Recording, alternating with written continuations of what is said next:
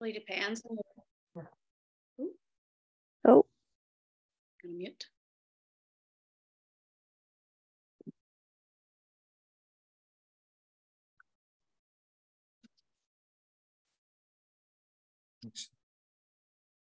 Okay, so I just want to make sure before we start here that everybody's in. Everybody wants to just mute for me, please.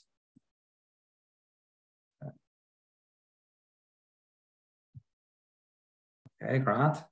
All right, so the purpose of the presentation is to give you a better understanding of calories, how to track calories. Can I be able to mute that first? Yes, that's correct.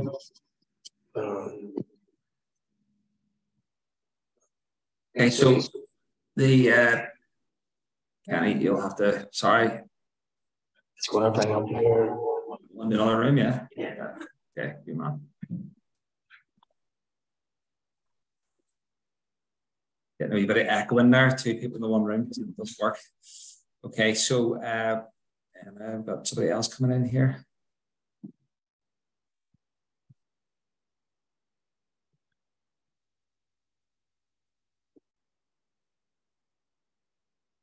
Hi, Emma. Emma, if you could just mute as soon as you come on, we're going to get into this. Okay, so yeah, so the purpose of the presentation is to cover, there's going to be a couple of different topics on it. So it's going to be the basics of calories, which we'll go through in a wee seconds, adherence, macronutrient, and so on. Also going to talk about how to track calories. And also there's going to be part of it, which we're going to talk about under-reporting issues.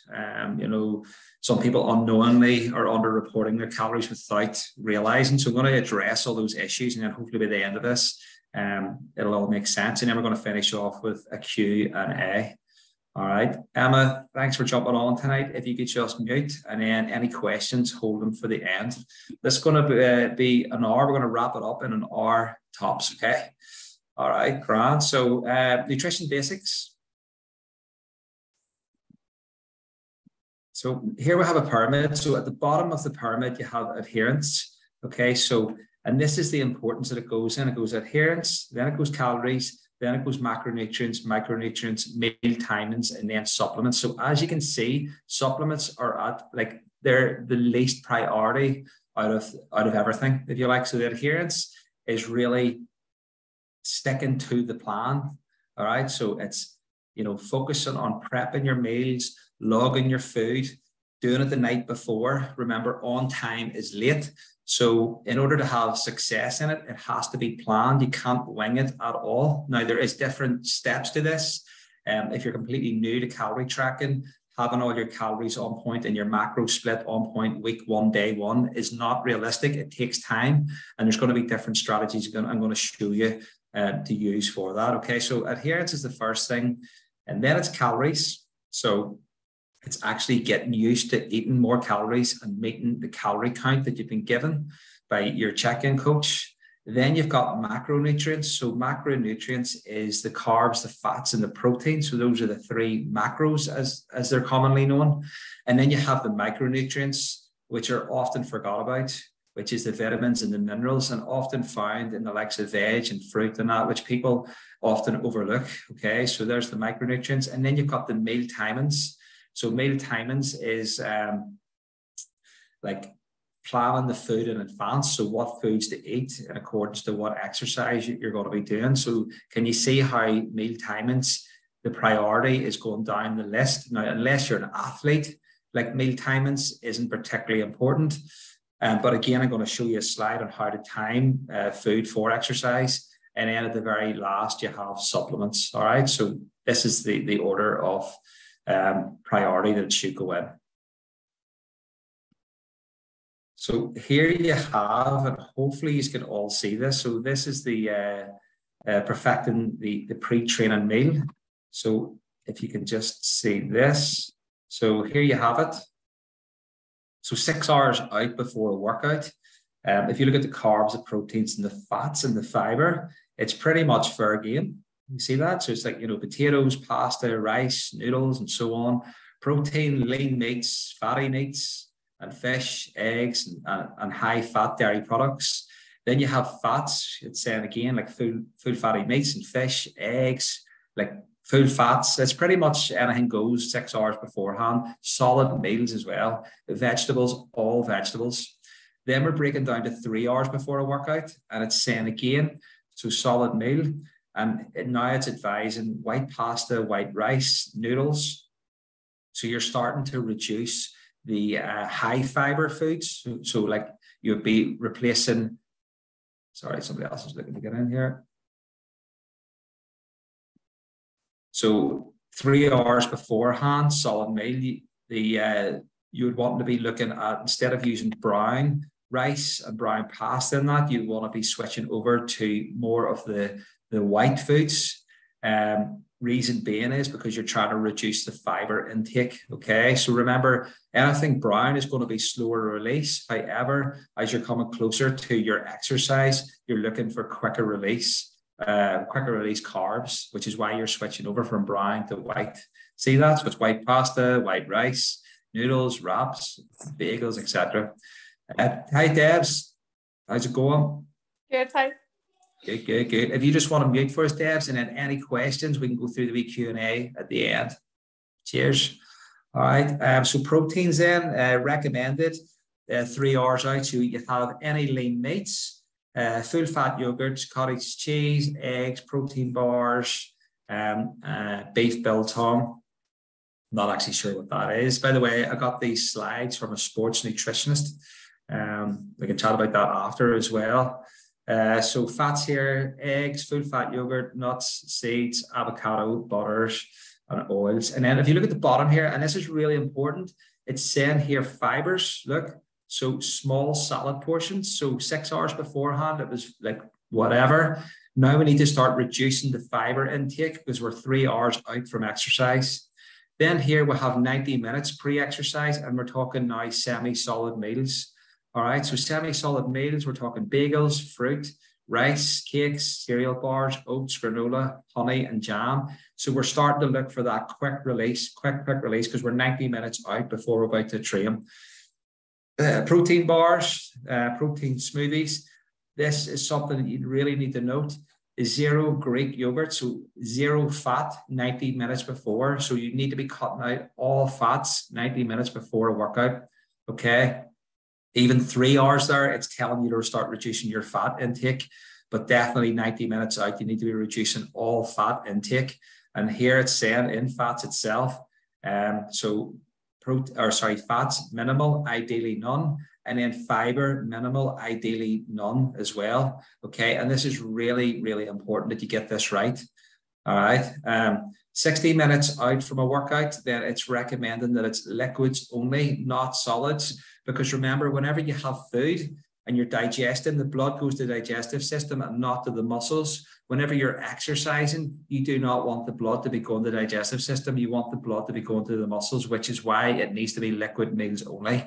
And that's why you need to time your foods right. So if you ever like had your dinner and then you come into the gym, an hour or whatever, just after you've had your dinner and you literally can't move and you're really sluggish, the reason being is because you've got the timings wrong. You've probably had dairy in your diet.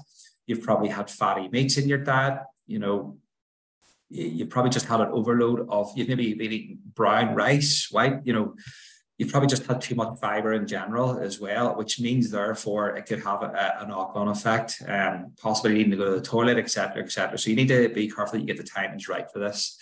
And as you see there, 60 minutes out, so it's energy gels, isotonic sports drinks, sweets or energy chews, protein, none, fats, none, and fiber, none. Okay, so that's really, really good. Template that, screenshot that if you want. I'll also be sending this into the Facebook members area for you afterwards. So nutrition rules. Okay, so number one rule, single ingredient food 90% of the time. If you can get it 90% of the time, you're already an absolute winner. So basically by single ingredient food, what that means is natural foods. Okay, so rice, potatoes, oats, that type of thing is natural that's single ingredient foods. All right, that's what it means by that. At the bottom, so if you look at the bottom, so if you look at this, a good rule of thumb is like 90% clean, 10% crop, or you can do an 80-20 rule, so 80% clean, 20% crop. 80-20 can sometimes be a bit easier to adhere to, but as you can see at the bottom, this is the single ingredients foods, and then in the above is all the processed stuff. All right, so that's kind of the goal that you want to be going for. And if you could stick to that on a daily basis, either 80-20 or 90-10, you'll be doing fine. You're doing really, really good. It's still okay to keep a bit of sugar in your diet on a daily basis, pack of crisps or a bun or whatever, but as long as you're sticking within that 90-10 rule or 80-20 rule. Okay, so be flexible 10% of the time. And by being flexible as well means that you can be 10% either under or over your calories and your macro split as well. That also is included within that 10% flexible rule. Okay, rule 3, so track your food and hit your targets. All right, so if you're just new to like calorie tracking, a good way to do it is to play about with the app for the first week.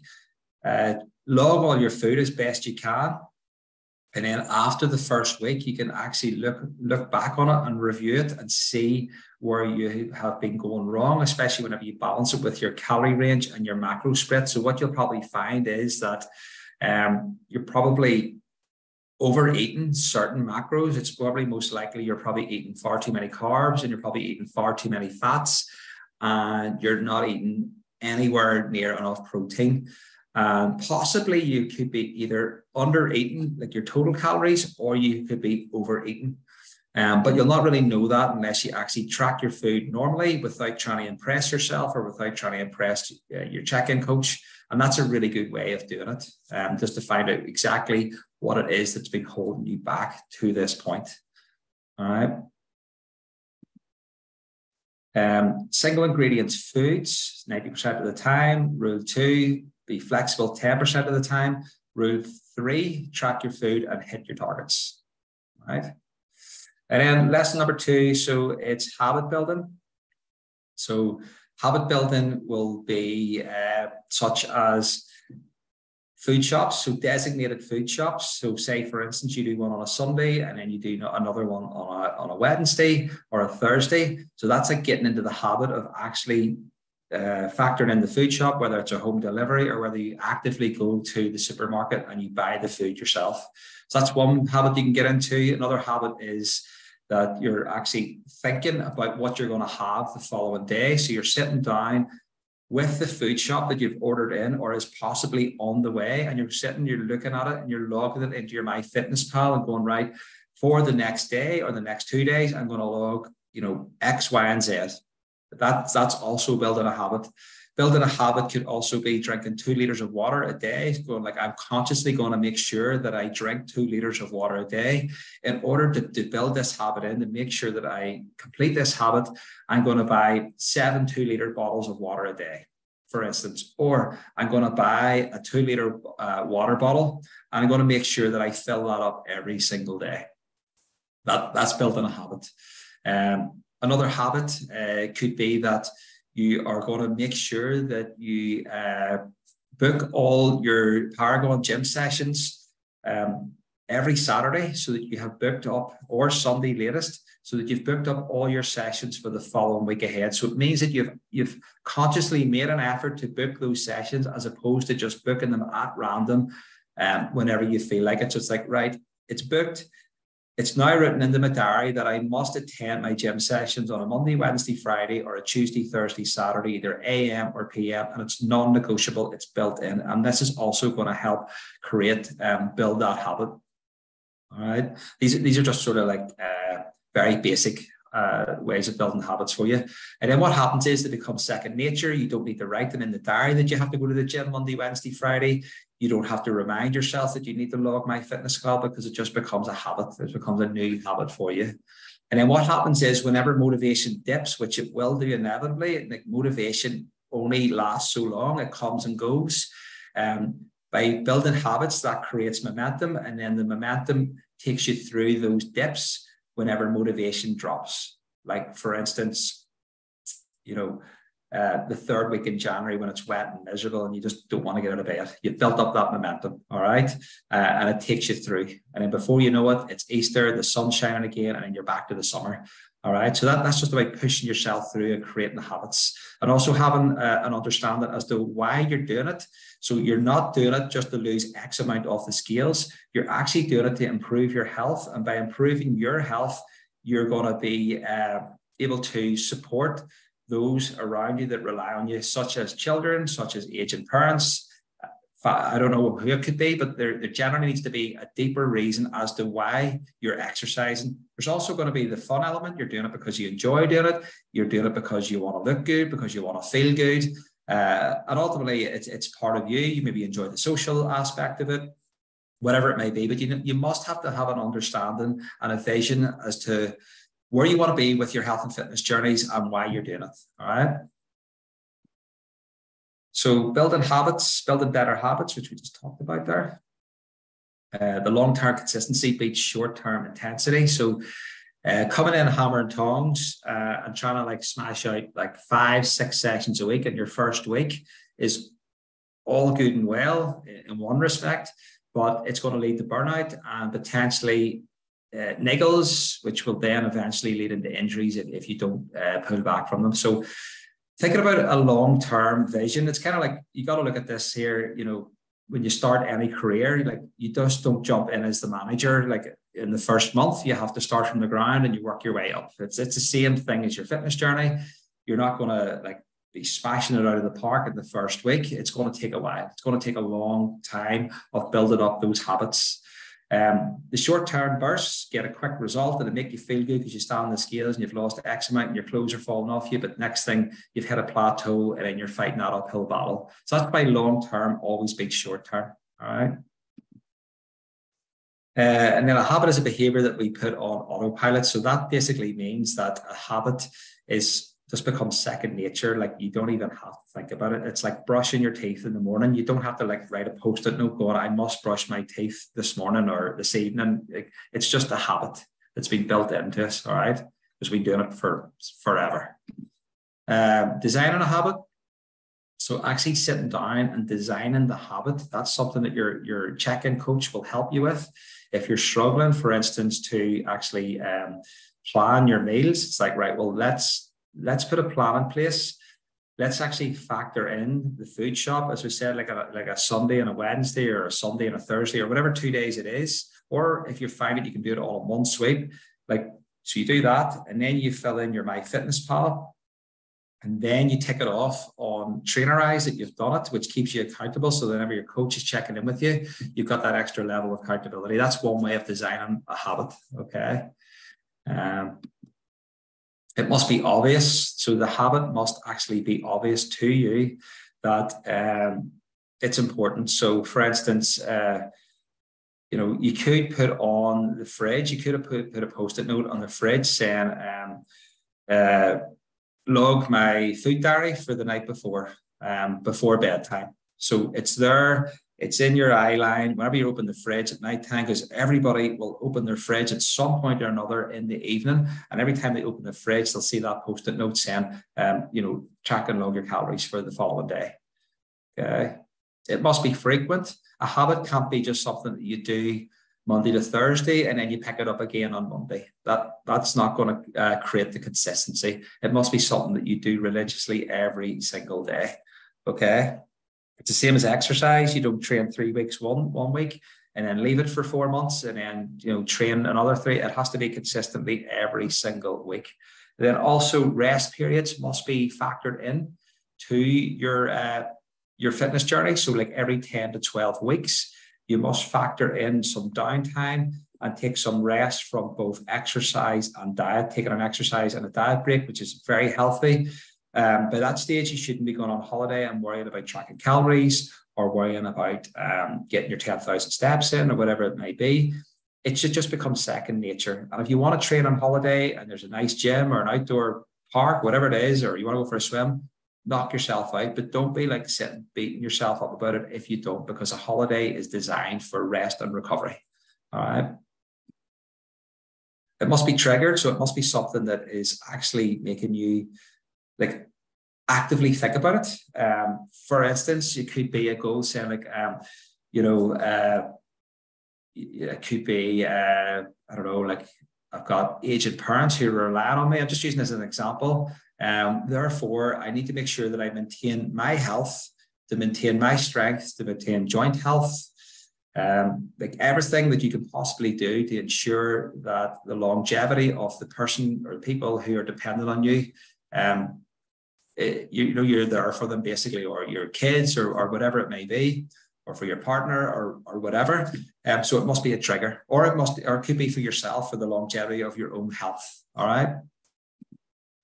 And it must be achievable. Okay. So if you're sitting down and you're trying to say, for instance, you've put on 3 stone and it's took you 3 years to put on 3 stone, and you're looking to lose it in 3 months, that it's not achievable. Okay. Because you got to look at it and go, well, if it took me 3 years of these, poor habits that have led me to this weight gain, well, then I must allow myself time, being realistic, to get the result that you want, to make sure it's achievable. So it must be achievable.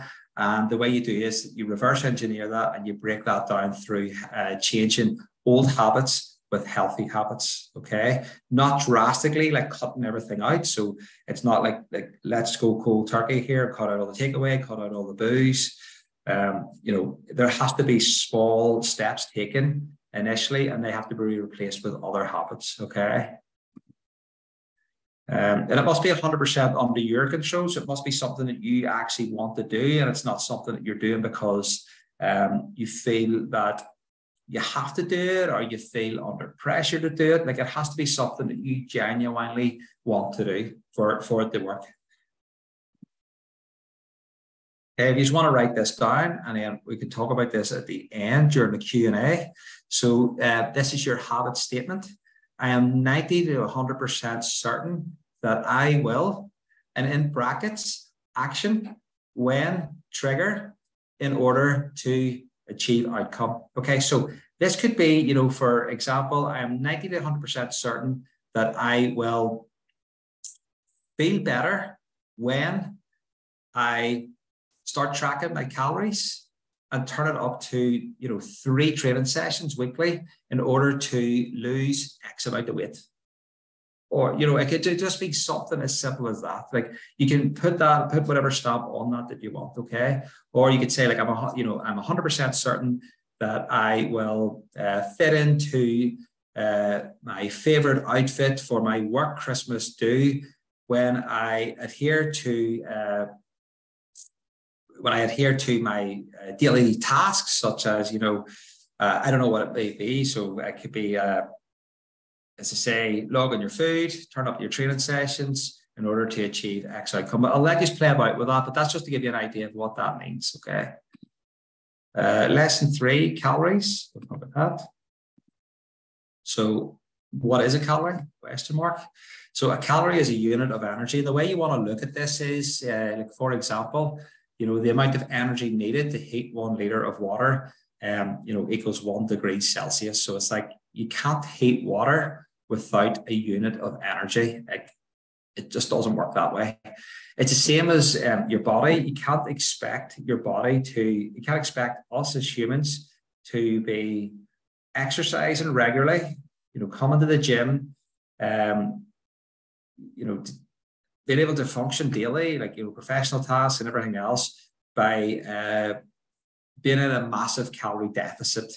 Like, it's just not going to work. You need to put the unit in to get the energy out. So, for instance, what you could look at it is, for every 1 unit you put in, you get 2 units out of energy. Something like that. That's the way you got to start looking at this. Okay, as opposed to restricting, because all that does is that reduces your energy levels. It prevents you from recovering. It slows down metabolism. It affects hormones. It affects sleep. It affects mood, motivation, like everything. So food is the fuel, and the food is not there to feel guilty about. You actually need to fuel because it's the units to create the energy.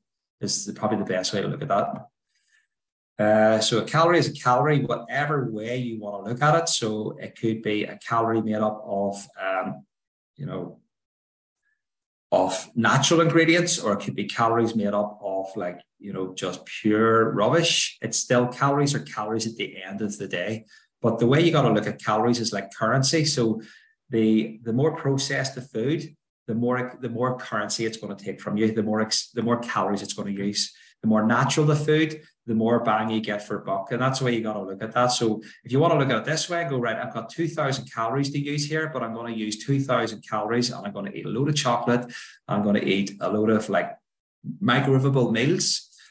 What you'll find is that you will not feel sustained, you'll not feel full. It might fill you there and then, but eventually the hunger will kick in. Got me? Whereas if you have natural foods like potatoes and oats and chicken breasts and all that sort of stuff, and loads of veg, it's going to fill you up much more. Now, you could have 2,000 calories worth of pure rubbish versus 2 calories worth of real food. And if that's a deficit for you, so say a calorie deficit for you was 2,000 calories, you would still lose weight on those balances, on the clean food and the dirty food. But the problem is that you're not going to be able to sustain energy levels. You're not going to be able to put the same effort into your workouts. So therefore, the dirtier foods is going to diminish your results and it's going to slow down your results, whereas the cleaner foods are actually going to speed up the results. It's going to make you feel so much better as a result. Okay. So where do we get them from? Okay, so proteins for making up total calories. So proteins 4 calories per gram, carbs is 4 calories per gram, fats is 9 calories per gram. So as you can see, so fats is over double what you would get for carbs and protein. However, we still need fats in our diet. Okay, we can't do without fats in our diet. We do need fat in our diet. And then alcohol is 7 calories per gram. So as you can see, alcohol is almost double what you get for protein and carbs. All right. So calories in versus calories out. Okay. So calorie needs. So what's your goal? So that'll be worked out by your check-in coach, your accountability coach. These calories can vary as well, depending on how you're feeling from week to week. So that can be a factor of depending on what style of training it is you're doing, whether you're doing a strength cycle and you need to increase calories because you're just physically drained, whether you've got a lot on with work because you're highly stressed and you need more food to function, to avoid brain fog. You may be doing park runs, you may be doing additional stuff, you may there's so many different reasons for calorie needs. It's not just that it's for exercise. There's so many different needs, so many different reasons for it. And everybody's goal is completely different. Not one person in the gym has got the same goal, the exact same specific goal. Everybody's got a slight tweak and variation as to what they need. All right. So maintenance calories, so that's basically if you want to stay the same weight that you are, and that's absolutely fine. There's this whole thing that everybody has to be in a calorie deficit all year round, and that's not true. You can have a maintenance calories where you're happy with the weight that you are and you want to maintain your weight and you want to just continue to improve your general health, your fitness and your strength, and that's absolutely fine. So that's where maintenance comes in. So this is just a wee chart here to show you what this looks like. Okay, so as you can see, along the left is calories and along the bottom is the days of the week. Okay, so weekly calorie requirement here. So if we add 2,500 calories over the 7-day week, it gives us 17,500 calories. So that's for maintenance. So say that was maintenance calories. You didn't want to lose any weight. You would just eat 2,000 calories, 2,500 calories Monday to Sunday, and that's it. That's you maintaining. Okay, calorie deficit. To look at this, so these are different ways. So a calorie deficit can be done in so many different ways. All these diets that you can see on this slide here. So Atkins diet, low carb. calorie deficit. Okay, so it's another form of putting people in a calorie deficit. Intermittent fasting, small eating windows, or what way I like to do it is skip breakfast. Calorie deficit, because you're eating less food. The idea of it is that you eat less food over the course of the day. The 5-2 diet, so that's 2 days of no food, or in some cases people will have maybe like 500 calories just to like get by and no more. And then there's 5 days. There's 5 days you do eat, then there's 2 days of no food. Again, over the course of the 7 days, the concept of that is that you eat less food if you divide it by 7. Ketogenic is no carbs at all. Again, it's reducing the likelihood of you eating more food because you're having to reduce, or you're having to like zero carbs completely, and the only foods that you can have is protein and fats. All right. And then paleo is no processed foods at all. And again, if you're eating nothing but clean food, it's going to be very hard to overeat eating nothing but clean food. It's not a bad way to do it. Like, if you imagine, like, every day you're just eating proper, you're eating potatoes, you're eating rice, you're eating chicken, you're eating broccoli and so on, and you're not eating any crap at all. You can still overeat, by the way, eating clean food, but the chances are less likely.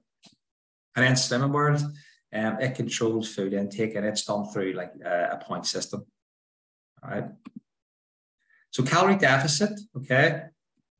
So calorie deficit, weight decrease. So calories out is greater than calories in. So here we have it. So we basically reduced 500 calories. If you see that, we've reduced 500 calories Monday to Sunday, which brings us down from 17,500 calories down to 14,000 calories. All right. And if we look at the next slide, in order to lose a pound of body fat, we need to basically drop 3,500 calories. So if you look at that over 7 days, if you're dropping 500 calories, in theory, you should be able to lose a pound of body fat per week using this concept. All right. Okay, moving on. So creating a deficit, so lower food intake, increase activity, a combination of both. So you can do it through diet alone. You can do a calorie deficit. But if you combine calorie deficit with movement, exercise, it is the ideal. It's like yin and yang. It's the best combination because you're obviously getting the health benefits of exercise. You're strengthening the joints. You're increasing your metabolism. You're strengthening your muscles. You're developing, your cardiovascular health. You're improving your mental health. You're reducing your rested heart rate. There's so many different benefits. We could go on forever about exercise, but basically that's just to summarize it in a nutshell. Calorie surplus is whenever you increase the calories. So some people, their goal might be to, they might want to increase muscle. So therefore you would actually, to increase muscle, what you would do is you would increase your calorie intake. You would reduce your protein intake and you would increase your carbohydrate. So reduce protein, reduce fat, and increase carbohydrate, and that helps to increase. That helps you to put on muscle mass. It also helps you to put on weight. All right. So for hard gainers, sort of like skinny teenagers and stuff. So for them, instead of them drinking loads of protein shakes, the best thing for them to do would be to increase their carbohydrate, which means that they're going to be able to put on more weight and able to put on more muscle. All right. Whereas many people think that it's just increased protein. Increased protein does help build muscle mass, but it's the actual carbs itself combined with the protein is what's actually going to put on the size, if you like. So calorie surplus equals weight.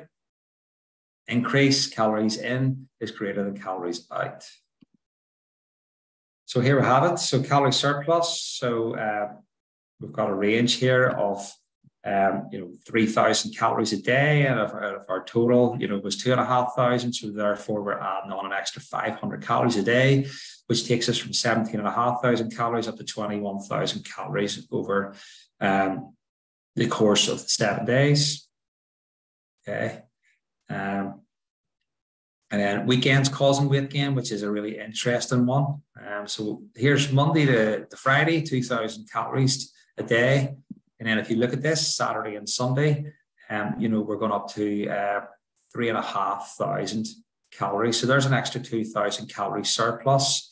And we're trying to, so our goal here is, for instance, that we're trying to lose weight, lose body fat, but on a Saturday stroke Sunday, you know, we're going over our calories by 1,000 each day with a takeaway or wherever it may be, which means that it's slowing down the weight loss, the fat loss, and inevitably it can lead you to spinning your wheels if that's what your goal is, especially if you're doing that every single weekend. If you do it maybe every sort of third weekend, you can get away with that. But if you're doing that every weekend, you're going to find it really, really hard to lose the weight.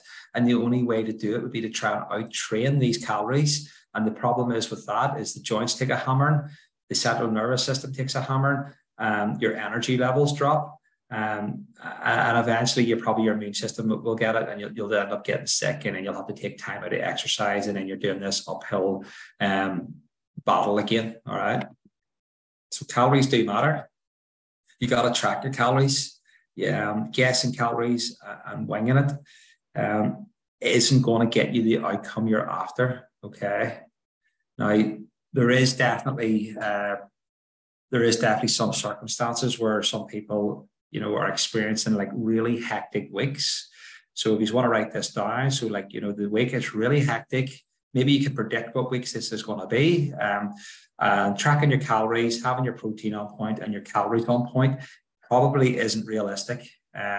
Especially if you are like chock-a-block from the minute you wake up until the minute you go to bed, and you just know yourself it's not happening. So here's a couple of different strategies you can use for your nutrition. So first and foremost is don't eat until 11 o'clock in the morning. Intermittent fasting, pushing your food further forward into the day. Again, it's helping to create that calorie deficit. Or another one, what you could do is you could just have 2 meals in the day. So 2 meals in the day. Remember, we only can eat this certain amount, and then our body is full. So if you do that over 2 meals, it's going to reduce the likelihood of you overeating. So if you're finding days where you know where it's just going to be absolutely manic, or maybe you're entertaining clients or whatever it may be, that's probably a good strategy for you to use. Another one as well is if you're finding you're going like, and from previous experience, going like, I am going to really struggle to hit 3 training sessions this week at the gym. Okay, that's grand. Well, set yourself a goal if you're going to attend 1 training session and you're going to do 1 20-minute run at a low intensity or whatever intensity you're feeling on the day, or you can maybe replace that with like a 20-minute walk instead. So therefore, what we've done then is we've still set ourselves a goal going, right, this is a really hectic week coming up. So my target is to hit 1 training session at the gym, and I'm also going to do a 20-minute run or 20-minute walk. And then with my nutrition, I'm going to eat twice a day. And therefore, when it comes to the end of the week, and hopefully maybe the following week is a wee bit lighter, I can get back on and I can attend my 3 training sessions, and I can start to slowly but surely track my calories and get my macros on point and everything else. And then if shit hits the fan again, you can go back to using that strategy again. But that's like a coping mechanism, as opposed to, because if you think about it, if things are really hectic and you don't have time to prep your food, you don't have time to train, it's going to lead to frustration. You're just going to get really upset with yourself. But it's part of a fitness journey. A fitness journey isn't linear. It's not. There's like peaks and troughs, and there's ups and downs, and there's highs and lows. But every time you go through a low, you get used to it. But whenever you come to that obstacle again, the experience that you had previously lets you overcome that. But the only way that you can overcome that is by actually reviewing that low and going like, well, why did that happen? And what can I do the next time to ensure that whatever that I'm up against that again, that I'm armed for it. And you can use the likes of the strategies that I've just mentioned there now. So how to track calories. Okay, so what I'm going to do here is, let's see, I'm going to bring up a video here to show you. So give me a second here. I'll bring this up. Give me a second here. In this video, I'm going to show you how to So just give me a second. I'm just going to screen share a video that I recorded the other day.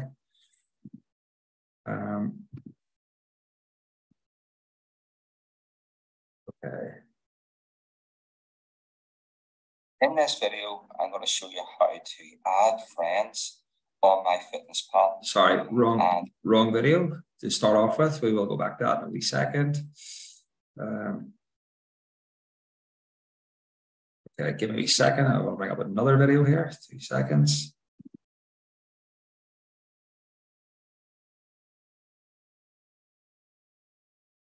In this video, I'm going to talk about how to set up your calories using the MyFitnessPal app. So here we are in dashboard. Sorry, give me a second here. Dashboard, all the 2 seconds, everybody. 2 seconds.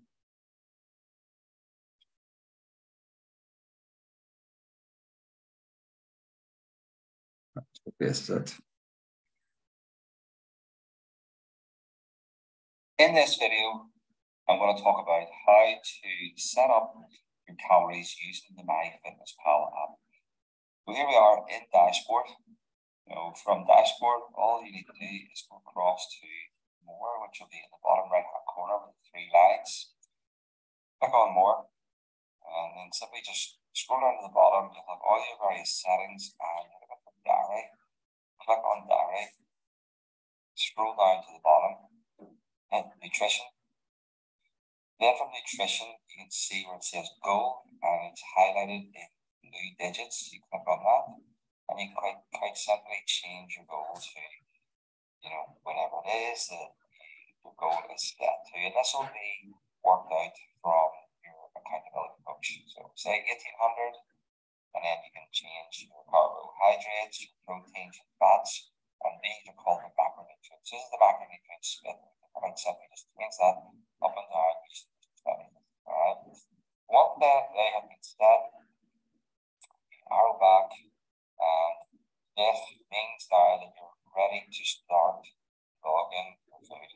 So in order to log your food, for instance, you have breakfast, lunch, dinner, you want to be starting off by putting all the protein in first. And this is planned the day or night before. So on the day itself, it's far too late. So you want to start off with dinner, and dinner you might want to put in just picking something at random here. Dinner, and that. And then all you can simply do is arrow back, scroll down to the bottom, hit nutrients, and then these barcode items. You try to match these barcodes up to your protein, the carbs, the fats, and then you're simply just going back and forth. And then you're going to go into lunch, and then you're going to get more protein in there. Obviously some tuna, egg. We're going back and forth from down to the bottom of everything. And then again, we're just trying to match up the protein, the carbs, and the fats as best as possible. So you can see if your breakfast, another 30 grams, roughly of protein, 10 grams of protein in for dinner, lunch, and breakfast. Then you go back to your dinner and put in the rest of what you have for dinner, the rest of what you have for lunch, the rest of what you have for breakfast, and then you put the rest in that. And it's something that's like for the food week ahead. If you can stick to this, you are going to put yourself in a really position to help get on point with habit tracking. So it really is as simple as that. It's logging food the night before, learn about the macronutrients, match them up, get them on point. Once you get this up and running, after you go start grabs the concept of it, and then do a simple body conversation results and experience. Not only that, you'll start to try to have more balance, cover better, so much better.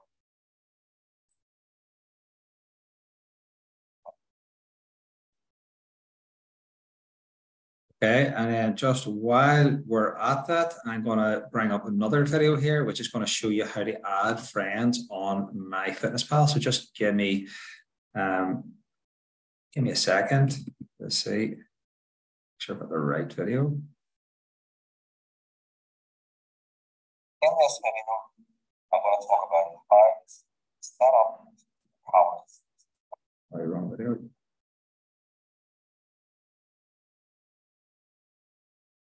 this video, I'm going to show you how to add friends from my fitness pal. And the benefit of this is that we can see what other people do. Let's go to the fit pal. Okay.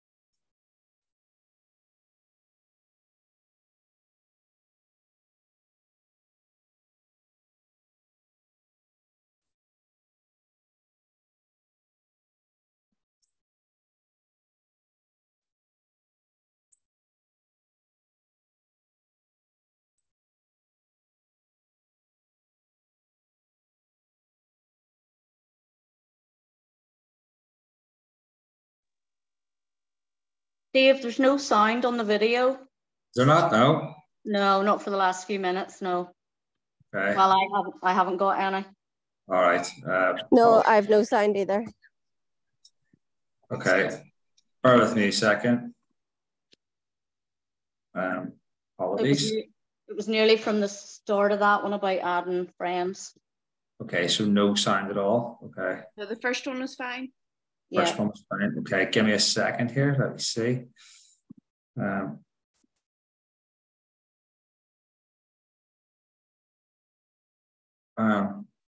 Let me know, Joan. Can you hear that? No? No. No, no sound.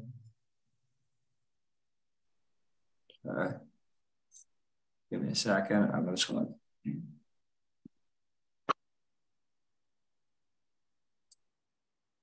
Let me see. I'll try and. Is there sound on your end, Dave? Yeah, I can hear it. Yeah. Hold on a sec. I'll try it again. I'm gonna. Let me see.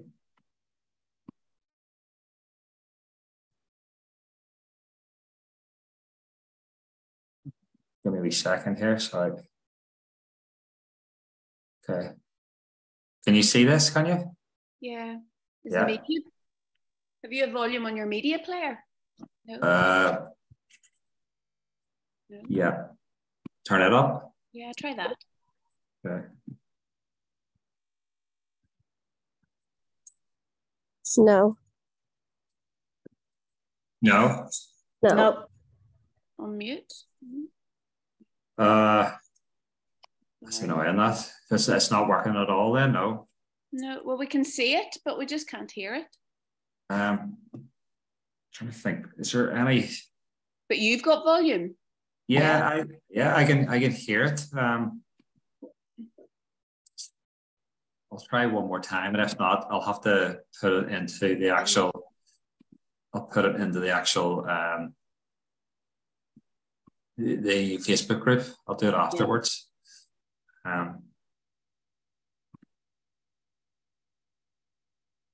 Everybody good so far though with everything? Yeah. Yep. Good. Okay. We're nearly there. We're nearly. Hang on in there. Technology, Dave. Oh, I know.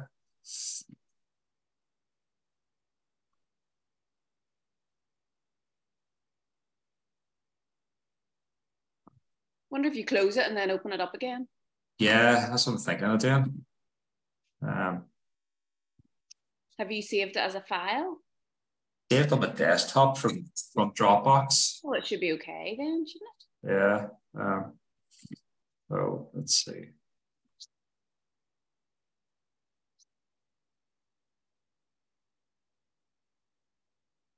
Sorry about this.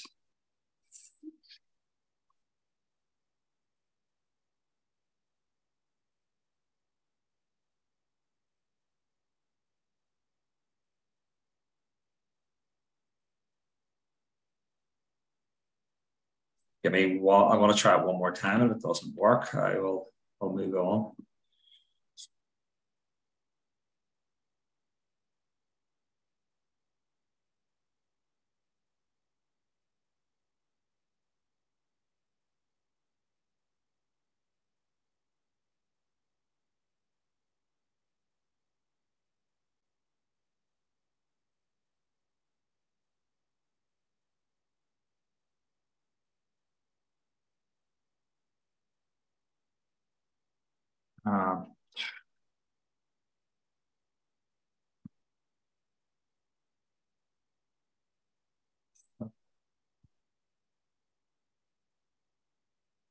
Last go at it, hopefully.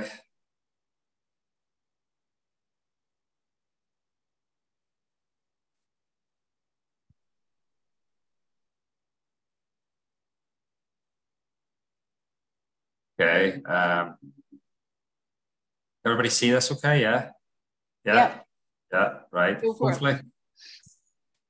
No? Yeah? Yeah, go. Yeah, we can see it. Yeah. It's playing. Can you hear it? No? No. No. No? Right. That is annoying. Oh, Anything? No? No. No. All right. Okay, I'll put that into the I'll put it into the actual chat for you afterwards. Okay, or into the Facebook group afterwards. Okay. So sorry about that. That is annoying to say the least. Okay. It's going all right then. Share screen. But I will come back to that. Okay. Everybody see this now? Yeah. Can everybody see the screen? Okay. Yeah. yeah. Yeah. Yep. Okay. Right. Grand.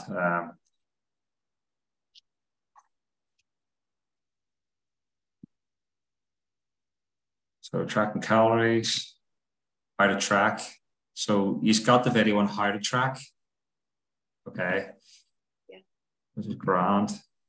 All right. So under reporting, then I want to talk about that. So like under reporting. So that's something that some people can do unknowingly. And I'm going to bring it through to the next slide just to give you an example. So like, and there's loads of studies done on this, which shows that like many people underreport but unknowingly do this. And there's different ways that kind of causes this here. So this is like, an example. So there's 2,000 calories. This is what I think I'm eating versus what I'm actually eating. So if you look at this, so you've got your bread, which just over the years, like I've seen like a lot of MyFitnessPals where butter never gets added, and if it does, it's like 5 grams of butter on 2 slices of bread, and like it's a lot more than that if you get me. And then here, like, you've probably got like some sort of spread on it as well. So you've got like that's not getting added on it either. So there's like wee small things that can start adding up, like like milk and stuff, and just like sauces and various other things. Before you know it, you've maybe had like 200 to 300 calories a day that you're adding up, or that you're not adding into your MyFitnessPal. And then over the space of a week, in the space of a month, and then instead of being in a calorie deficit, you're probably on maintenance or maybe in a surplus.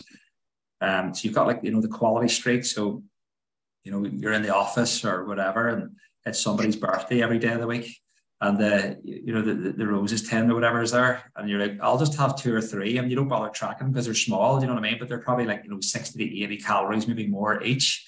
But you don't think about that because they're just wee small things, and then it all starts to add up. The likes of the mayonnaise and stuff as well. It's just a wee bit of mayonnaise. I'm going to bother tracking it. Can't really be bothered either. It's a bit messy and don't really put it on the scale. So again, it's just to make you aware of what you think you're eating versus what you're actually eating. So unless you actually track it, unless you actually weigh it and log it, you don't know exactly what it is that you're actually consuming. So here we have it, an iced frappuccino, I think that is, or whatever it is, like a Starbucks. You're like, I called into the drive-through there at Starbucks and I had one of those on Wednesday and I had another one on Friday, and there's another couple of 100 calories in there, maybe like 300 calories or something combined. So again, you can see how this is all starting to add up. So now we're actually in a calorie surplus. So we're actually now starting to gain weight. And all it's been is literally just been eating a couple of quality streets, having a wee bit of Nutella on the toast, called in and got a couple of iced lattes or caramel, whatever it was, but didn't really think anything of it because it's just small amounts of food. But over the course of a week, over the course of a month, over the course of a quarter or whatever, it all starts to add up and take its toll. And then you're spinning your wheels and wondering, like, this isn't actually working, but it's to do with the consumption of the food that you're actually intaking. Okay, so so that's really just that in a nutshell. So what you thought was a deficit was actually a calorie surplus. So a deficit is just less calories than what you need to help you lose weight, and then a surplus is more calories than what you actually need. All right, resulting in no progress. What I want you to do is I want you to watch this video. Okay, this video is going to be just a couple of minutes long. We are near towards the edge or towards the end of the presentation, so just bear with me if you can. Okay, so this is an example. This woman's been brought in for an experiment. She just felt that her body type, basically, that she was just. She had this body type where her metabolism it was basically the card that she had been dealt with, that she had a slow metabolism. All right, so I want you to watch this. Can you hear it? Give me a thumbs up. No. Can't hear it. No. No. I think it's coming through very faintly because you can hear like a rustling. So. Right. What is it that I'm not doing here that's doing this? Can you turn your volume up from the YouTube part? Over to the left, Dave. Over to the left. Yeah. It's up full. Click on the wee speaker. Yeah. Oh, that's slides. That's just what you're thinking. Yeah. Oh shit! So Dave, your mute button isn't off on the keyboard, is it? The top on the middle.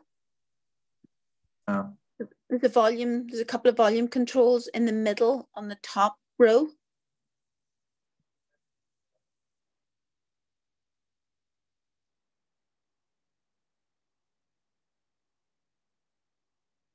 Oh, Dave, I think I know. Here, hold on. Yeah. In the bottom left-hand corner of your share screen window, select the share sound checkbox. Have you tried? Oh, yeah. Oh, right. Okay. So the others will hear the sound coming out of the computer. That'll be handy. Or not. Turn that off. Right. Thanks, Fatima. I've ticked it. Right. Just what? I didn't know that button existed at all either. Right. Well, what we'll do is we'll let you listen to how to add friends on MyFitnessPal, first of all. Right. Cheers for that. That was handy. No burpees tomorrow now, Dave. Aye. It's not working yet, Emma.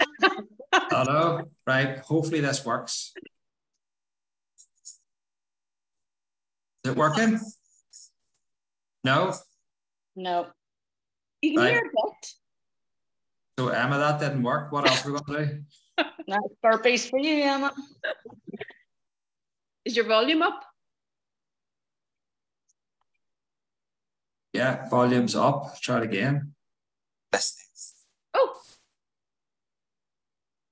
there's a wee bit. No. Yeah. We can hear it really, really quietly. It's weird. There's a wee something, but try the YouTube one.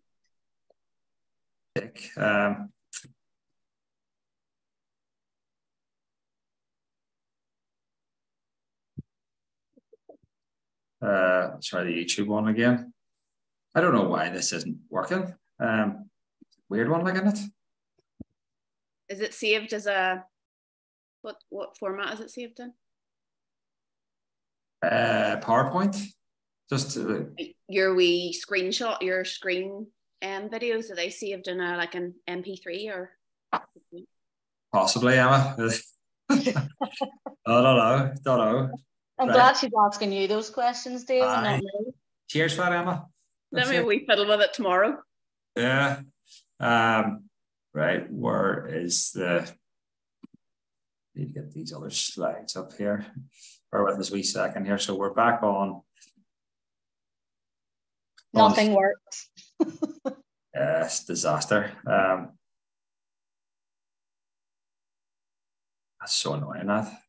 Right. Don't worry, sure, if you put them on Facebook, then we'll be able to see them and hear them. Yeah. Let's see here, slideshow.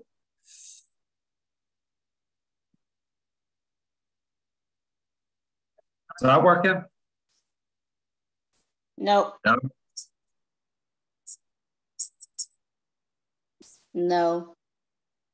There's a wee bit of volume. Metabolism. We asked Debbie to have her metabolic Oh, there we rate go. That's it now. me as a Is that complete it? Yeah. Mhm. Right. I figured it out. I'm not going to tell you though, but I figured it out. Right. So just want to watch. We'll watch this because we know this is going to work. And then if this works, happy days. I'll show you how to add a friend on Facebook. Yeah. Just because of the way things are, you know. Okay. So, right. Let's start this again. believe I must be one of those people who has I believe I must be one of those people who has a slow metabolism. I've tried every diet under the sun over the years. Nothing seems to have worked. And so I just must conclude that is because of my metabolism. We asked Debbie to have her metabolic rate checked. To me, as a complete non-scientist, I understand it to be the rate at which my body burns calories. Is that right? I think, wow, that's quite shocking, isn't it? I believe I must be one of those people. Oh, that's right. Wow. Wow, that's quite shocking, isn't it? So that's just basically giving an overview of she didn't realize what she thought she was eating versus what she was actually consuming. And whenever they done the scientific tests on her, it wasn't actually a metabolism that was slow. It was to do with the food consumption. So that's just to kind of like give you like an overview of an example of, obviously this woman thought that she had a slow metabolism, but whenever they looked at it, it was actually to do with the calorie intake. Really interesting, that one. Okay. All right. Right. I want to go on to the next slide.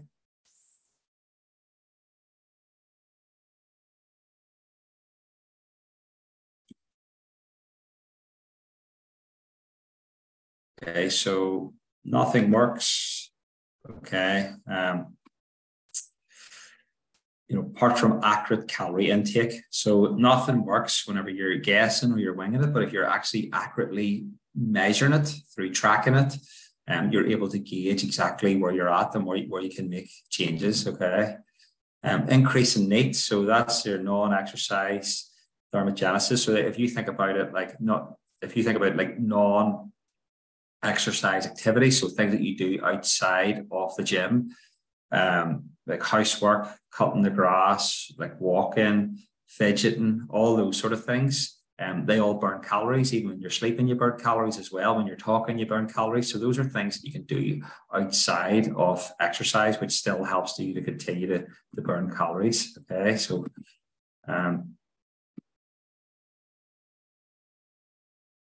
basically, NEAT is basically any calories you burn that is not from planned exercise. Okay. So here's a bit of an example for you to break it down. So you have like resting. So you can burn 77 calories an hour by resting, sitting motionless, 80 calories, sitting while fidgeting, 118 calories, standing motionless, 88, standing while fidgeting, 148, walking at 1 mile per hour. This is 197. Oh shit, sorry.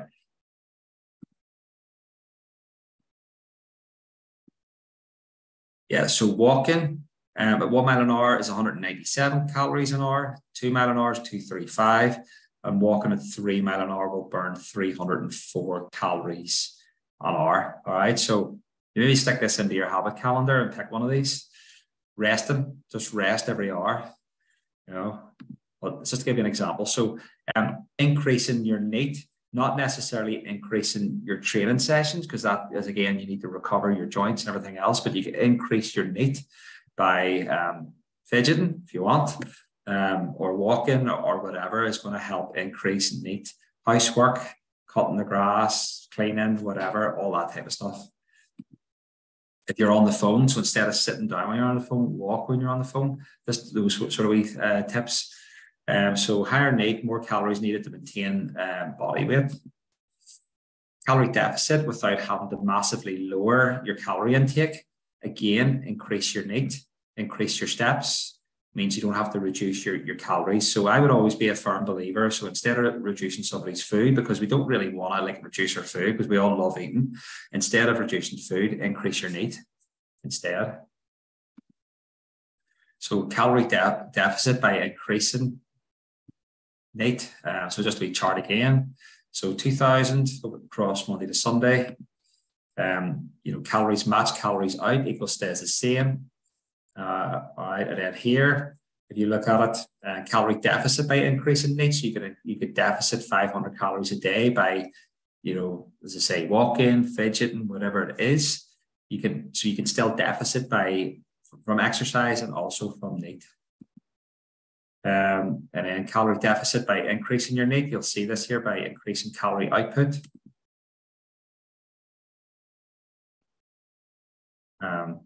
And then as you see here, you can still burn like, a pound of fat if you work out the maths for it.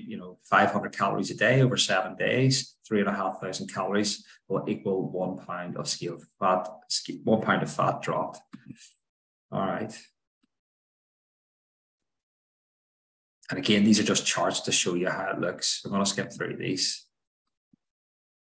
And again, it's just showing you there the calorie deficit. So just remember, for lose 1 pound of scale weight, body fat, it's 3,500 calories. So upping your NEAT takes conscious effort. So you actually have to go out of your way to go for a walk. Not sit in the sofa and walk. You can fidget, but increasing your NEAT, so you could household tasks or whatever, to increase NEAT. It's always most noticeable when you go on a city break, for instance. If you go somewhere where you're not really using taxis, you're walking a lot, Krakow. Remember we went to Krakow, we're just doing serious steps. You're just burning fat, and you actually feel leaner coming back from a city break because you haven't used any taxis or anything, because you're just walking everywhere. Partly because there's no taxis about, or you don't speak the language, or it's just easier to walk your way around the place, and that's what we found. Increasing daily step count. So starting off with something realistic, you could say to yourself, right, I'm going to do 6,000 steps a day for the first couple of weeks. And then you maybe increase that to 8,000, 10,000, and just increasing daily step count. You can start tracking your steps using your Fitbit, Garmin, Apple Watch, whatever it is. Just track it normally to see what it is over a week. And then afterwards go, right, okay, well, my goal is to lose 0.5 pound a week or 1 pound a week. So what I need to do is I need to try and make sure that I've worked out 3,500 calories over the space of a week. So therefore, if I work out the steps and I calculate the steps, I need to do X amount of steps to lose 1 pound per week or 0.5 pound per week. And you can work it out that way. Okay, so the more we expand through NEAT, the more calories we can eat whilst dieting for fat loss. So they can also mean that you can actually increase your calorie intake because you're exercising more. All right, so you're exercising more, which means you can eat more food, but you can still be in a calorie deficit. So just tips like walking to work, parking further away from work, walking on your breaks, walking meetings, and then active weekends. I think that's a good one, active weekends. So actively, so that could be out with a family, going for a walk, going to along the beach, I don't know, bike or whatever it might be, swimming or something that's actually active, where you're out and about and you're out for a good couple of hours. Park runs as well is a good one, I think, as well. Anything like that's really, really good. Calorie density. So calorie density is just basically calories per gram of food. So some foods that contain a lot for very little food. So look at here, it's like 5.15 calories per gram. So if you have 100 grams of these toffee biscuits, it's working out at 515 calories. Whereas if you get some apples, which are 0.52 calories per gram, so 100 grams equals 52 calories. You'd have to eat a hell of a lot of apples, wouldn't you, like to match the toffee buns. So it's just to give you an example. So, 10 times the calories in the same amount of food. So if you look at this, the apple versus the toffee biscuits, caramel biscuits, it's just to give you a representation of, we talk about single ingredient food, which is an apple, versus processed, which is this. So it's just to give you an idea as to how much food you would actually have to eat to match this processed. A healthy breakfast. So if you look at this, so you have like 619 calories roughly. So you've got phase yogurt, you've got some honey there, you've got some berries, and then you've got a naked drink there. Whereas we are trying to reduce the calorie intake. So if you look at this, same breakfast, but we're gonna basically mix it up a wee bit. So instead of 619 calories, we're going to take out the honey, and we're going to take out the juice. And what we're going to do is we're going to have the same yogurt, we're going to have the berries, and we're going to use a protein powder. Put the protein powder and mix that in with the yogurt, and then have the berries, which means then you're going to increase your protein intake. You're going to reduce your total calorie intake, and it's going to still give you that satisfaction of feeling full, but you're getting less calories. See that? So instead of 619, you're going to have 216 calories. So that's a way, like a hack, if you like, to reduce the calorie intake for your breakfast. So there you are. There's 403 calorie difference compared to what the previous one was. So there's ways that you can actually swap around the meals that you're having to make sure that you're still feeling full and satisfied, but you're reducing the actual total calorie intake. Okay. So consuming a similar amount of foods, but it's taking up less of your calorie budget. So it's like, you think about currency when you're away and you're using whatever currency it is, you're always sort of, referring back to whatever currency you're used to using. And you're always trying to calculate in your head, how much is this compared to what it is back home? It's the same as your food. You're just like, right, well, how much bang can I get for my buck here, basically? Fat loss is focused on calorie sparse foods.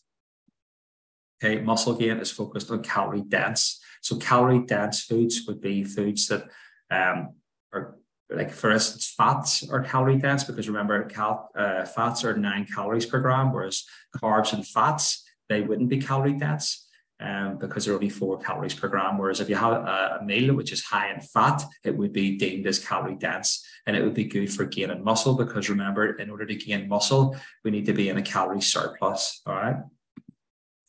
So how much food are you getting for the amount of calories that you're going to consume? Okay.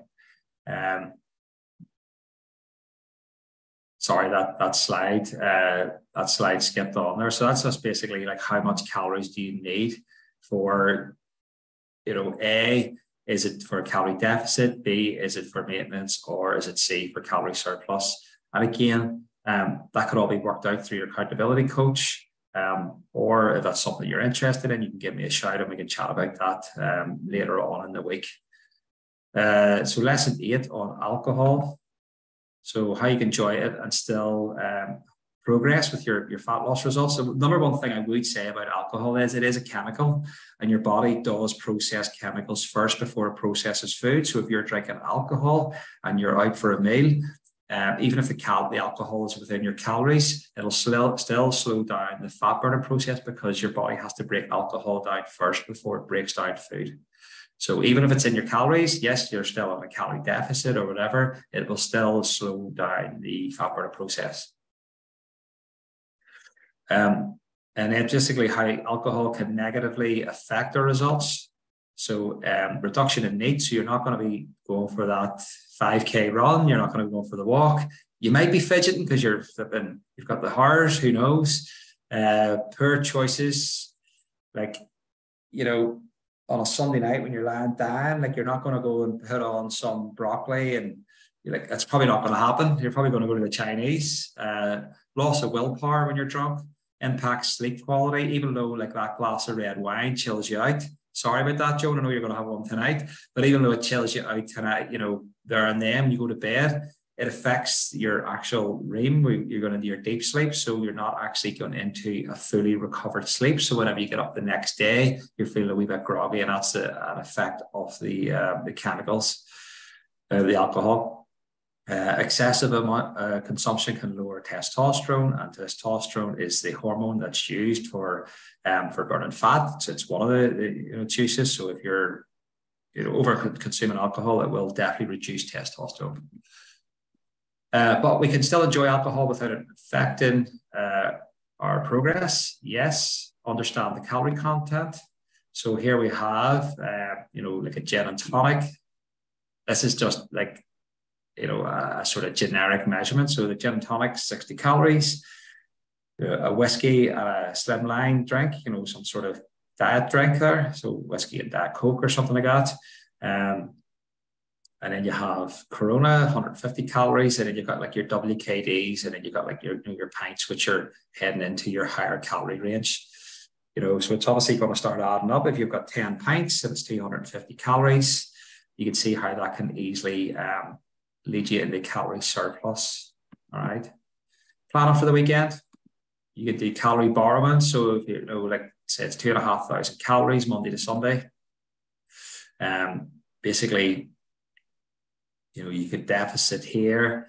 So you take it away. So say, for instance, you were doing 3,000 calories a day and you were going to take off, 500 calories. So say, for instance, you wanted to save 1,000 calories for a Saturday.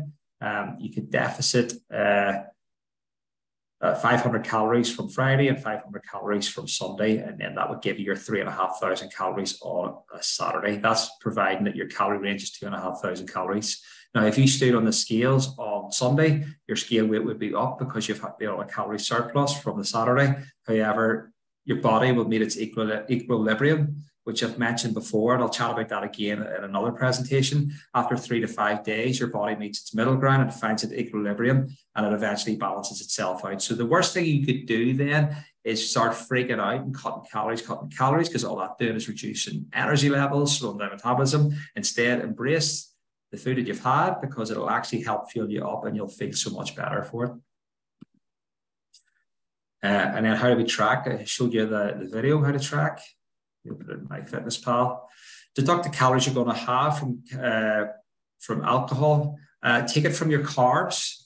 So you take it from your carbs and or fats. Do not take it from your protein. Okay, because remember, protein is going to be what helps you to burn fat, use more calories, because remember, calories are the most dense out of all the macros. And whenever the calories are most dense, it takes whenever the macro is most dense, it takes the most amount of calories to break down the macros because of the density of it, if that makes sense. So that's why you wouldn't want to mix, you wouldn't want to leave out protein, you want to take out fats and carbs instead, because they're not as dense as the protein. So hit your protein and then go out and enjoy your night out and use the calorie borrowing that you've done. So you've saved up those calories throughout the week, and you're going to go out and enjoy yourself on a Saturday night. And you're not going to have a Chinese on a Sunday, because you're going to go back on it again and you're going to have all your vegetables. The end. Right. What I'm going to do here is I want to show you, while this is actually working, I'm going to show you how to add a friend on MyFitnessPal. So, sorry, it's half yet. This will be wrapped up in literally 5 minutes. Apologies. In this video. So 2 seconds.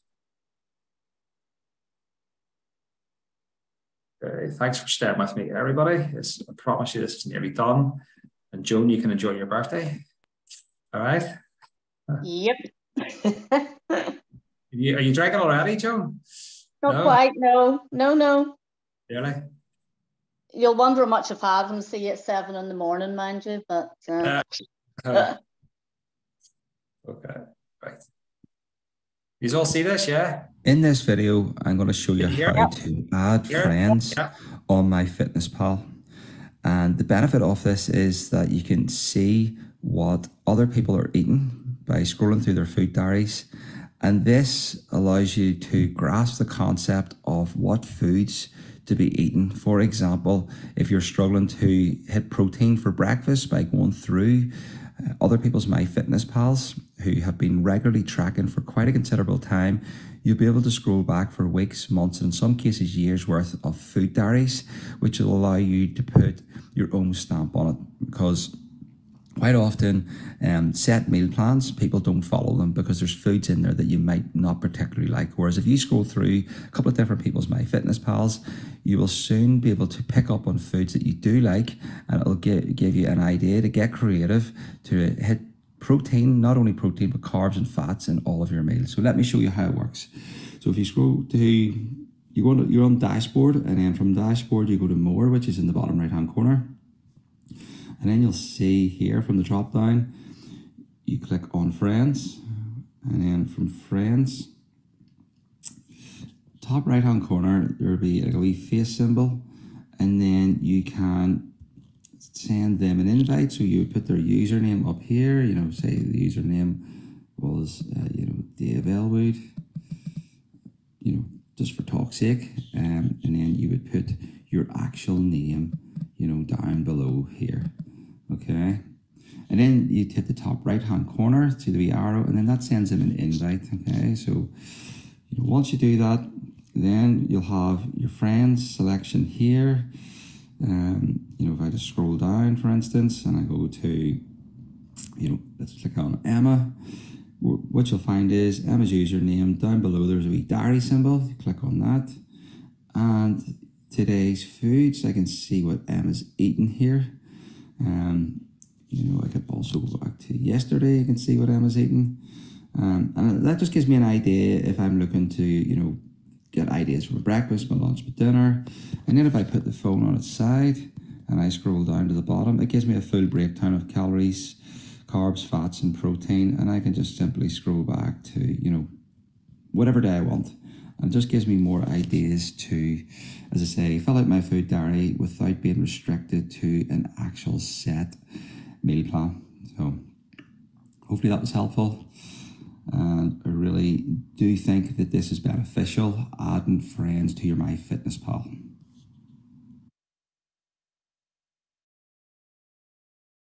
Okay, cool. That is the presentation. We will go into a Q&A. Any questions? Fire away. Thanks for sticking with me. Apologies at all the technical difficulties as well there, but hit me up with any questions. Also, what I want you to do is with your statements that you wrote out, if you want to put them into the Facebook group to keep yourselves accountable, if you want to. So just put it into a wee post, or we can share them here. That's easier. But yeah, I want you definitely to take action upon that. And then, as I say, work away. Ask me any questions you might have. Who wants to ask a question? I asked. Yeah. Dave, in the morning, if you have an early morning gym workout, what should you eat before that, or should you eat? Yeah, it all depends. Me personally, I don't eat. I would have a coffee. Caffeine suppresses the appetite, and remember, you don't want to have solids in the digestive system because the blood goes to the digestive system first instead of the muscles. And when you're exercising, that's not what you want. However, if you do want to eat something, you'd probably want to get something quick release. So the likes of grapes and berries and maybe even half a banana, something like that would definitely keep you going. Yeah, if you need to get something, but it needs to be pretty light. You want to try and avoid like porridge oats and things like that because it's going to be too heavy. You want to have that after your workout. So the likes of berries and things like that, with fruit that has the simple sugars in it, which is going to give you that quick release hit, is perfect. Sometimes I would have the Luke Zade Sport, the isotonic drinks. Just if I ever did need it and I was in the middle of a workout and I was getting that sort of that jittery type feeling sometimes you can get where you've just sort of pushed the boundaries. I'd take a wee sip of that and that would just keep me going until I get something to eat afterwards. But the coffee generally suppresses my appetite. The caffeine suppresses my appetite until I'm ready to eat. I've just got used to it. But some people, if you're especially new to training in the mornings, you might want to have something like the likes of maybe even a couple of rice cakes with some jam on it to get that quick release sugar is perfect. Just have a couple of them. Have more jam than rice cakes is the key. Okay. Yeah. All right, something like that. But again, if you want to keep it healthy, you want to be sticking towards fruits. Does that help? Yeah. Is bread seen as not clean? It's because there's a number of ingredients in it. Yeah, it's not a single ingredient food. It is manufactured, but it's not the worst. It's not the worst. And at the end of the day, calories are calories. So if you can make that up within your calories, and you can fit it within your calories, well then eat bread. Bread's absolutely fine. For some people, it doesn't agree with them. They get tolerances and they get bloating and stuff as well, and they find it a bit sluggish. So maybe if you had bread and then you tried to train, it would just because your body's just maybe not digesting it well, and it makes you feel a bit sluggish. However, if you like bread and you're cool with bread, just keep eating it. It's absolutely fine. It's not that it's going to make you put on weight, because at the end of the day, the only way to put on weight is to be in a calorie surplus. Calories are calories, whatever way you look at them. Like, so some people are like, oh, I'm cutting out the bread, I'm going to lose weight by cutting out the bread. It's really a calorie deficit is what loses weight. So you could end up cutting out all the foods that you like and be completely miserable. Like all those, like your multi-grain breads and seeded breads and bagels, they have lots of protein in them. So I kind of eat quite a bit of those. Yeah, definitely. I like sourdough bread as well. Yeah. Okay. The sourdough bread. Yeah, the sourdough bread will not bloat you as much either. Like it's a wee bit better on the digestive system. Any ideas that anybody has regarding bread? If you just want to ping them into the Facebook group for everybody, like that would be really useful. So it would. Anything else, Patricia, on that topic? Is collagen a protein? Just with those protein powders, I don't take any protein powders, so I'll maybe talk to you about that on a later date. But is it a brand? Is it maybe collagen? No, I'm just wondering because there's I do know somebody that takes it and has recommended for me to take it, and then I actually do have it, but I don't use it, and then I'm wondering whether if it is a protein, then maybe it is a good thing to add to like that in the morning, the fruit and yogurt and. Yeah, bring it in and let me have a look at it. So I think I might know the answer to this. Oh, good. Go for it, Emma. So because I've done a wee bit of research on it too, it is a protein, but it's not considered the same. I think protein's made up of lots of like amino acids, and it's not considered the same protein that you would be considering for your macros. It's not absorbed in the same way. Okay. So although it'll have like 5 grams of protein, it's not the same as 5 grams that you would get from your protein powder or from your food. And is that because it's pre-dispensed energy or why? I think so, yes. And I think it's more manufactured for you, like your hair, your nails, skin, that sort of thing. Yeah. Right. Should you be taking supplements, Dave? Well, that's a great question. And the answer is it depends. I don't know, you probably don't want to hear that, but if you're struggling to make that last bit of protein up, a protein powder is the way to go. But ideally, you want to be getting it all from your food. Now, if you're relying on protein powder to make up like 100 grams of protein a day, it's not good. But remember, we talk about the 90-10 rule or the 80-20 rule, and that could be considered as your 10% crap, if you like, the protein powder, because it's manufactured. It's not going to harm you. It's fine, but as long as it's like not going to be the majority of your protein. The majority of your protein needs to be from single grain ingredient foods. That's what we've chatted about before. So like, lean meats, you can get some vegetables as well. You have to eat quite a lot of, like, especially for vegans and all that, have to eat quite a lot in that respect to get their protein up. But as long as you're not relying on it and having loads of protein powders every single day, you can have like a scoop a day and you'll be absolutely fine. You'll be all right. Like, there's some really good quality ones out there as well at the minute, like the likes of the NXT, the drink stuff. I've actually started taking it myself again and mixing it with like natural simply plain yogurts and stuff as well, just to get the protein up. It's a nice way of doing it. I don't like drinking protein drinks. I don't like them on their own, like as in water. I have to mix them with food, and I find that they digest better. So is a protein yogurt good to take? Again, it's not a whole, a single food like. Yeah, anything that has protein added to it, protein bars, protein yogurts, will have an element of manufactured ingredients in them. Protein bars are not worth the money, I don't think, anyway. Like, for what you're getting, it's whatever they are. You probably are better just getting a crunchy, for all you're getting, like, protein wise in them, like, it's, and you're paying like £3 or whatever. I just wouldn't bother, like. Yeah, I think in that way, Patricia, like, getting ideas, so like adding, the MyFitnessPals, and just like going through them and just seeing what everybody's eating. The likes of the turkey rashers and things like that are really good in the mornings. Like things like that, and eggs. Yeah, lots of natural yogurts, and then I kind of sweeten them with maybe Nutella or honey or something like that, rather than the protein yogurts as such. Remember that like, even if you're in your calorie deficit and you haven't hit your protein, you're still going to reduce body fat.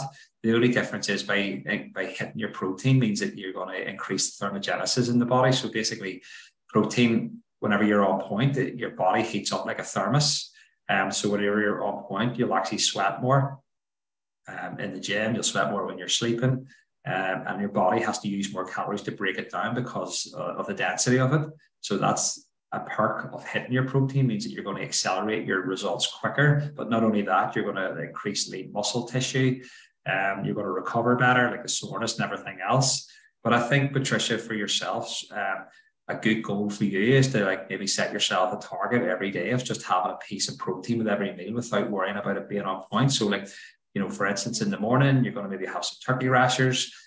For lunch, maybe have like some tuna, and then in the evening, you're maybe going to have some like turkey or like chicken or something like that, and just get into the habit of that. And that alone is a good starting point for you.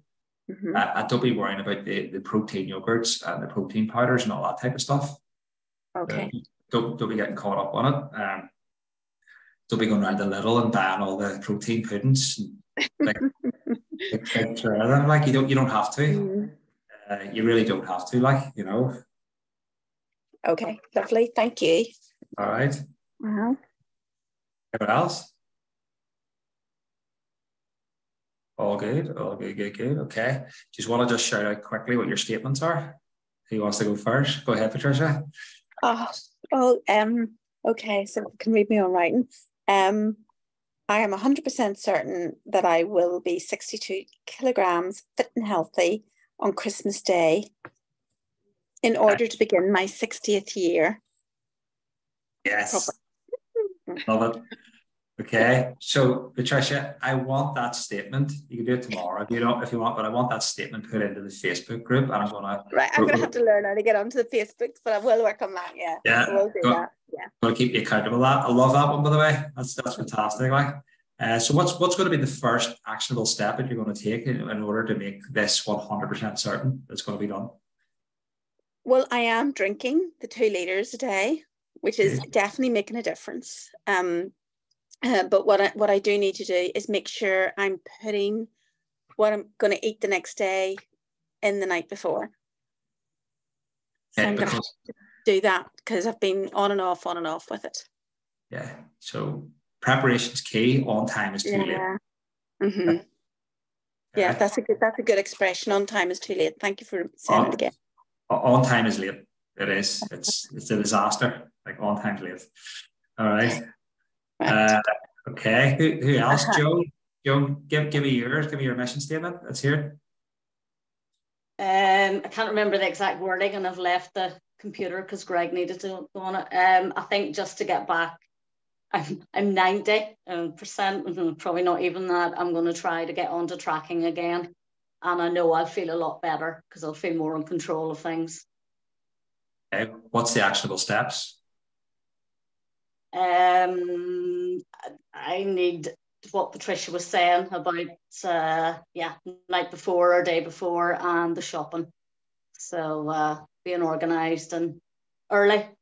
And what you could do is when you're doing you could fill in the food diary, and then do the food shop. So do you do like a home shop or whatever it is? So at least if it's in the food diary, when you're in the supermarket, if you're in the home shop delivery, that I need X, like whatever it is, it's there. Yeah, no, I have done it before, and I've written out, the recipes or what I'm going to have for the next few days or the week, and that does work. It does work. It's just getting into the habit of it again, All right, Stephanie. Oh, sorry, I had you on mute. I'm actually out doing my walk while I'm doing the Zoom. Girl. You're getting your knee up, are you? Your knee? Yeah, when you were saying that, I was kind of like, wow, feeling good about myself. Yeah, no, generally when the daughter's training, I come down and just laugh Cherryville, which is great. So my target, I have it saved in my phone, so I can't see it at the same time. I want to be 62.5 kilos by January 9th, which will be a year for my joint Paragon, because I was 72.5 whenever I started. So and the way I'm going to do that is I need to weigh my food better. I'm very guilty of guesstimating when it comes to tracking. Like, I'm not necessarily eating very badly, it's just maybe I'm eating more than what I'm tracking. So just need to be more accurate with that. So that's the goal, and that's how I'm going to do it. Okay, brilliant. Class. Love it, Stephanie. Stephanie. I know. Is it saying Stephanie on my phone? It's so weird. Very formal. That. Haven't called that since I was in trouble at 16. Well, enjoy your NEAT. Yes, I will do. Okay, Debs. I took a photograph of it, but I haven't got it written out. So 100% certain, I'm definitely going to be, my big focus is on the tracking. Okay. I am not good when I'm busy, which is 90% of my life.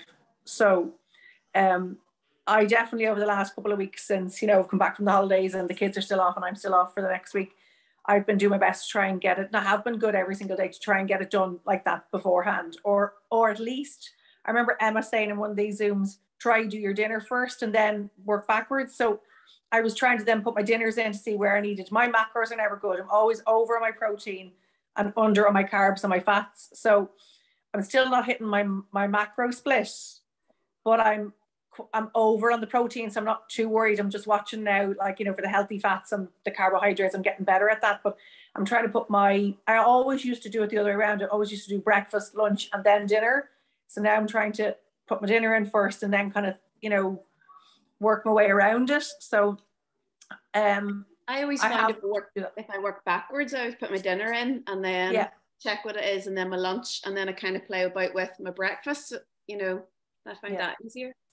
Yeah, well, definitely, I remember you saying it the last time. And so what I've done is I'm not a big breakfast person.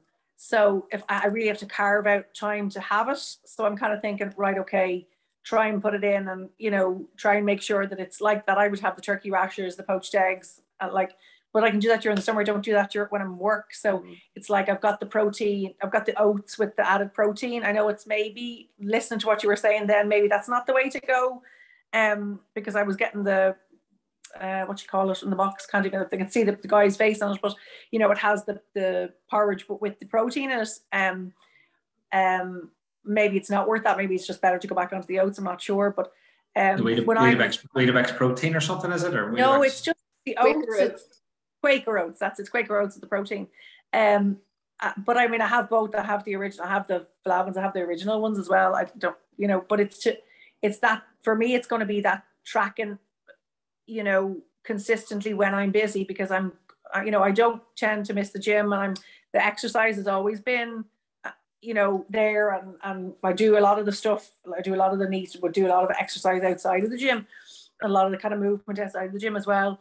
With the kids, you're running around all the time. But it's the tracking, and then you had put something on, I think, Facebook there the other day about, don't do just one egg. And I thought, oh my God, ever since I started over a year ago, I've just put like one medium egg, I've never weighed an egg in my life.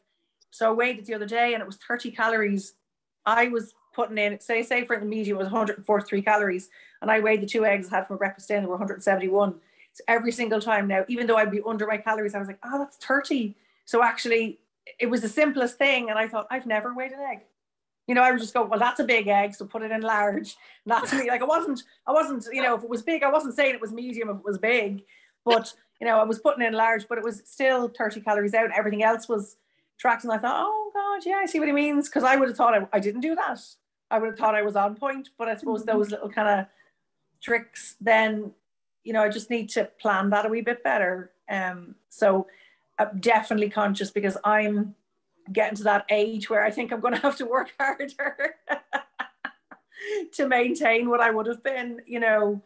So I kind of think if I don't really get tight on it, I'm gonna want to then lose weight. You know what I mean? It's gonna catch me on the other way around because I'm getting older. So I'm definitely determined, you know. And Anna Marie is my coach, and she's definitely been holding me accountable. Like every week, she's watching me like a hawk, and I'm trying to, you know that she's there, which is good because I've asked her to do, you know, I've said to her, look, I really don't want to, you know, slip up on this, but that's why I kind of thought I'll come back to this again and I'll really get my, you know, my focus on. Okay. That's kind of 100% determined I'm going to do that, you know, and definitely build in the habits, you know, before I know that really intense time in work is going to come up. So kind of just and I just remember that. Yeah, remember that one, Debs, about the protocol about eating the 2 meals a day or not. Yeah, I thought that's really good. Like that, I beat myself up, you know, when I don't get to have my breakfast till about 11 or 12 o'clock. But now I'm thinking, right, just try not to have that and maybe just do lunch and dinner those days, because that I'm then panicking because I'm like, you know, like it can be that time or after. But so that's probably a good idea not to kind of freak out too much and try and keep it in the habit most of the time. Especially coming up to September and, you know, just everyone getting really busy. Like you got to allow for it that it's not going to be a smooth sailing. That you have to, something's going to have to give. So, yeah, that's perfect. Brilliant, Debs. Love it. Absolutely love it. I'll streamline it for Facebook. Yeah. Class. All right. And Emma, does it have to be to do with food? Tracking? Well, no. Like it's just your habits, isn't it? It's your. Yeah, I don't know. I'm gonna have a wee think about it. I don't know. Right. Okay. No problem at all. Gran, well, have a think about it. Let me know. If anybody needs or any sort of extra help or anything, like Patricia, I'm going to check in with you tomorrow. Joan and Steph, I'm going to check in with you all tomorrow. And what we'll do is we'll have a plan in place to make sure that the actionable steps that we've mentioned today, we're going to have them in place. And also, if there's anything that I can do at my end to make sure that I keep you accountable, I will do. And we'll really push this forward. All right. Happy birthday, Joan. What's that? Happy birthday, Joan. Oh, thank you. Thank you. Oh, yes. Enjoy your birthday. Yep. Have done. Thank you. Right. Well, I'm going to leave you. I need to shoot on here. Back in. I'll see you at 6 a.m. here. We're in 6 a.m. tomorrow. See you later. Thank you, Jane. Bye. See you, everybody. Bye. Bye, everybody. Bye.